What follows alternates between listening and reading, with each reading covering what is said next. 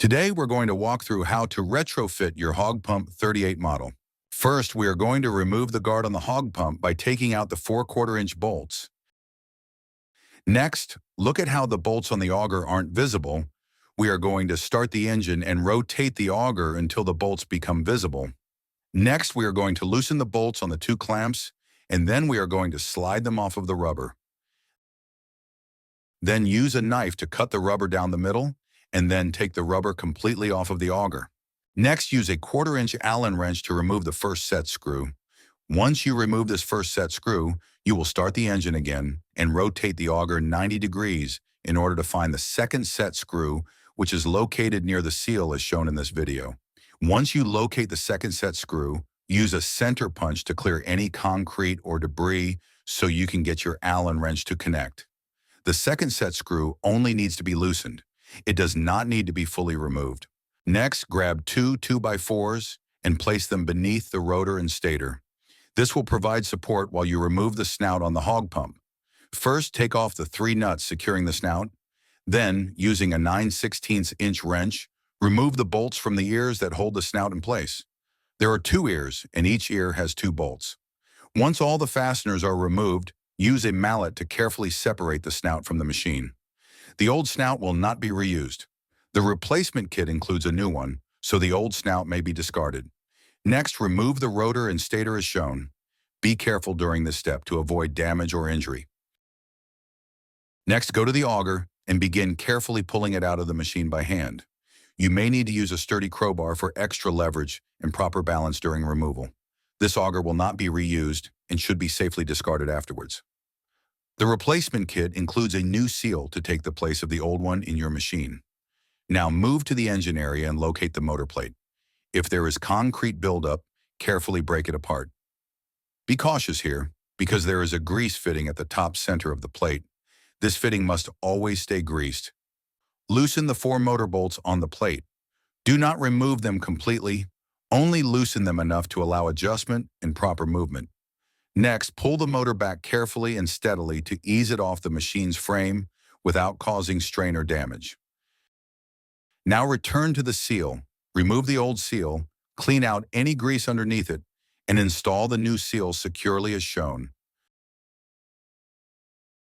Finally, go back to the motor. Retighten the motor bolts securely to hold the motor firmly in place on the frame. This is the new motor adapter in your kit, called the Flex Disc. It replaces the old system. To install, place the adapter on your machine as shown. Use the 1.5-inch screw to secure the adapter into the Flex Disc. At this stage, you don't need to tighten it all the way down. Just thread it in enough so the adapter is held securely in place. Next, take the new seal and slide it onto the Flex Disc. If you can't get the seal to wrap around, you may need to tighten the bolt on the Flex Disc to help maneuver it into place. Next, make sure the bolt on the Flex Disc is tightened and the seal is wrapped securely around the disc. Then, take your 3/8 Allen wrench and tighten the screw on the top to lock everything in place. After that, return to the motor and apply grease to the pin thoroughly. This step is important to ensure smooth operation and to prevent unnecessary wear. What you see here is the next part of the Flex Disc. Gather the parts shown using the 5/8 bolts provided. Align the disc with the adapter and thread in the 3 bolts to secure it.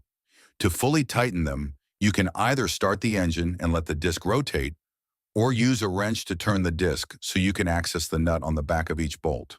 Before attaching the auger, insert the white spacer into the Flex Disc as shown. This ensures proper fit and alignment. Next, place the new auger into the hopper, press it firmly against the Flex Disc, and secure it by tightening 3 1.5-inch bolts into place. You will need to rotate the disc in order to reach and fully tighten each bolt. Now grab your rotor and stator.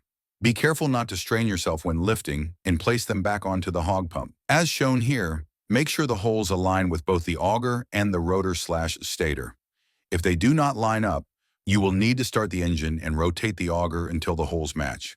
Once aligned, push the rotor and stator up into the auger. Next, take your new snout, which now has a 1/4-inch offset, and place it back onto the hog pump as shown. Insert the bolt through the auger, rotor, and stator to connect them securely using a 5/16 wrench.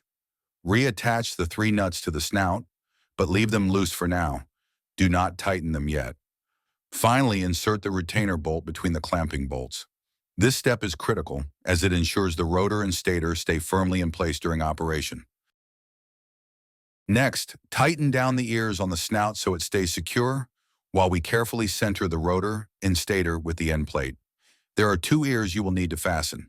Notice here that the rotor and stator are not aligned with the end plate. We need to correct that.